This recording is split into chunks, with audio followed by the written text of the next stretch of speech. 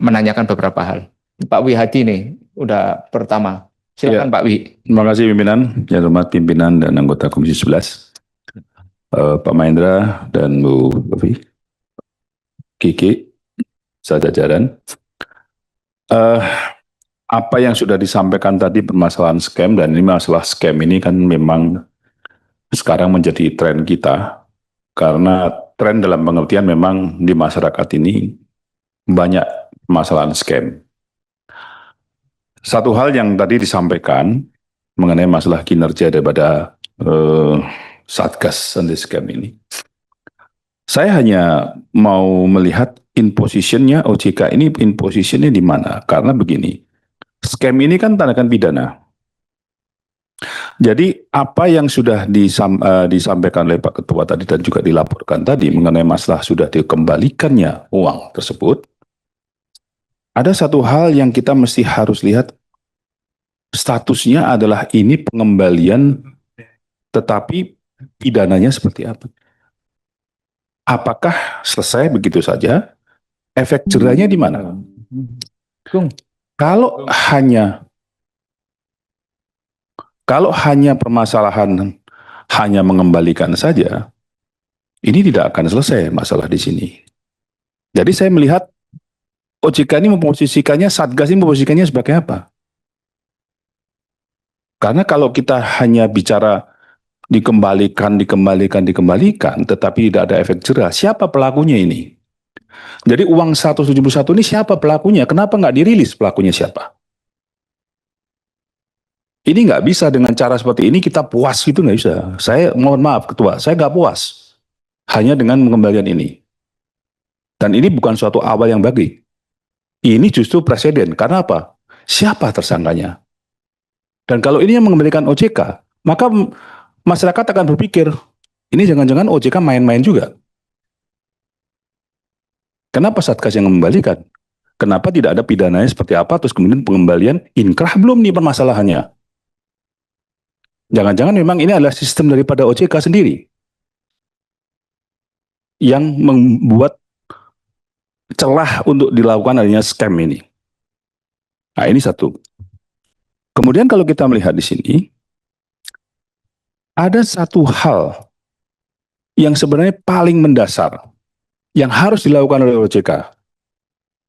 Bagaimana data pribadi kita bisa kemana-mana? Minggu yang lalu, fraksi kita lagi dihebohkan karena teleponnya Pak Ketua, Pak Wakil Ketua kita, Pak Haikal, scam fake semua. Seluruh fraksi dikirimin, modusnya apa? Video call. Nah, artinya apa? Ini kan permasalahan yang mesti harus ditangani mendasar di sini. Kemudian setiap hari kita menerima telepon yang tidak kita kenal, yang menawarkan investasi, menawarkan yang namanya pembukaan rekening, kartu kredit. Gampang sekali data kita ini. Ini bagaimana penanganannya daripada perbankan kita juga, OJK juga, mengenai masalah data-data itu. Jadi Satgas ini kita harus tahu dulu, Satgasnya ini mau apa, jangan Satgas-Satgas dibuat Satgas-Satgas, terus kemudian ini justru nanti akan menjadi seperti Satgas-Satgas yang dulu, Satgas yang judul itu, main-main juga semuanya. Saya melihatnya bahwa ini nggak bisa kalau kita hanya puas dengan cara seperti ini. Literasinya juga saya lihat, literasinya ke siapa? Permasalahannya ke siapa? Kita harus sosialisasinya ke siapa? Ini mesti harus ada jelas program kerja daripada Satgas itu, tidak hanya permasalahan ini saja. Tetapi masalah literasinya juga harus dilakukan. Dan ini keluhan masyarakat terhadap nomornya yang gampang sekali dihubungin oleh yang namanya investasi, yang apa, kan di sini lihat investasi yang banyak, investasi yang juga investasi yang fake kan gitu. Nah, ini kan berarti kan data kita bocor. Jadi saya melihatnya masih banyak yang harus dilakukan oleh Satgas ini dan diperkuat Satgas ini sampai kemana? Apakah hanya secara administratif?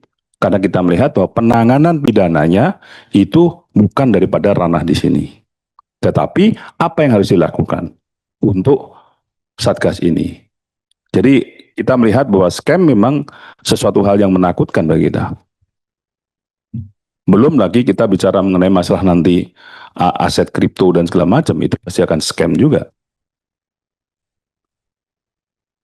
Jadi saya melihat bahwa kita mesti harus sering-sering untuk berkoordinasi terhadap masalah scamming ini dan koordinasi mengenai masalah Satgas ini. Saya kira itu aja, Terima kasih.